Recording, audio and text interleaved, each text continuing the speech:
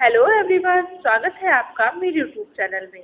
तो अगर आप अहोई अष्टमी का व्रत रख रही हैं तो आपको कुछ चीज़ों का ध्यान रखना चाहिए।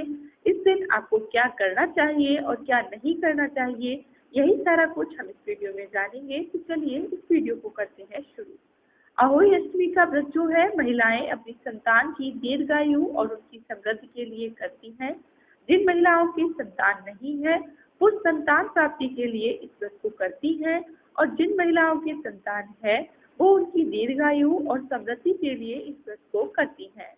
कार्तिक मास की कृष्ण पक्ष की अष्टमी तिथि को आने वाले इस व्रत को अहोई अष्टमी कहते हैं, और इस व्रत को अहोई आठी के नाम से भी जाना जाता है। यह व्रत निसंतान महिलाएं संतान प्राप्ति की कामना से रखती हैं, और यह व्रत भी बिल्कुल करवा चौथ की तरह निर्जल रहकर किया जाता है। लेकिन जो करवा चौथ है उसमें चांद को अर्घ दिया जाता है और इस व्रत में तारों को अर्घ दिया जाता है। तो चलिए जानते हैं इसके बारे में। अहोई अष्टमी के दिन अहोई माता की पूजा करने से पहले आपको भगवान गणेश की पूजा जरूर करनी चाहिए, क्योंकि भगवान गणेश की पूजा के बिना जो है कोई भी पूजा पूर्ण नहीं मानी जाती, और गणेश जी को जो है प्रथम पूज्य का स्थान प्राप्त है। तो आप अहोई अष्टमी ही नहीं, जब भी कोई और भी पूजा करें तो सबसे पहले गणेश जी की पूजा करें और उसके बाद जो है जो पूजा हो वो करें। अहोई अष्टमी का व्रत जो है निर्जल रहकर किया जाता है। ऐसा करने से संतान की आयु लंबी होती है और उससे समृद्धि की प्राप्ति होती है। अहोई अष्टमी के दिन सास ससुर के लिए बयाना अवश्य निकालें। अगर आपके सास ससुर आपके पास नहीं रहते तो आप चाहे तो बयाना निकाल के रख लें और जब उनसे मिले तब दे दें, या किसी भी पंडित या किसी भी बुजुर्ग को जो है आप ये बयाना दे सकती हैं। अहोई अष्टमी के दिन पूजा में प्रयोग किया जाने वाला करवा जो है नया नहीं होना चाहिए, बल्कि जिस करवा से आपने करवा चौथ की पूजा की है वही करवा आप यहाँ पर यूज कर सकती हैं। अहोई अष्टमी के दिन जो है वो तारों को अर्घ देना चाहिए। ऐसा करने से संतान की आयु लंबी होती है, और जिन्हें संतान सुख की प्राप्ति नहीं हुई है उन्हें संतान सुख की प्राप्ति होती है।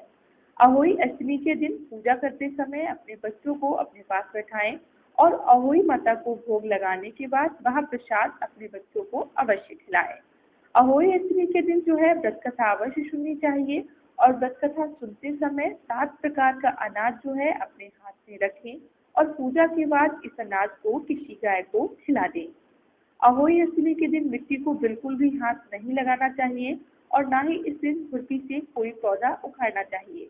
और अगर क्यों नहीं उखाड़ना चाहिए तो अगर आप इसकी कथा पढ़ेंगी तो इसके बारे में आपको जो है पूरी नॉलेज मिल जाएगी कि इस दिन मिट्टी को क्यों नहीं छूना चाहिए और खुरपी क्यों नहीं चलानी चाहिए।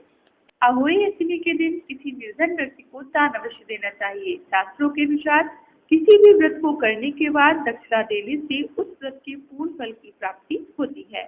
अहोई अष्टमी के दिन पूजा के बाद किसी ब्राह्मण या किसी गाय को भोजन अवश्य कराएं और उनका आशीर्वाद प्राप्त करें।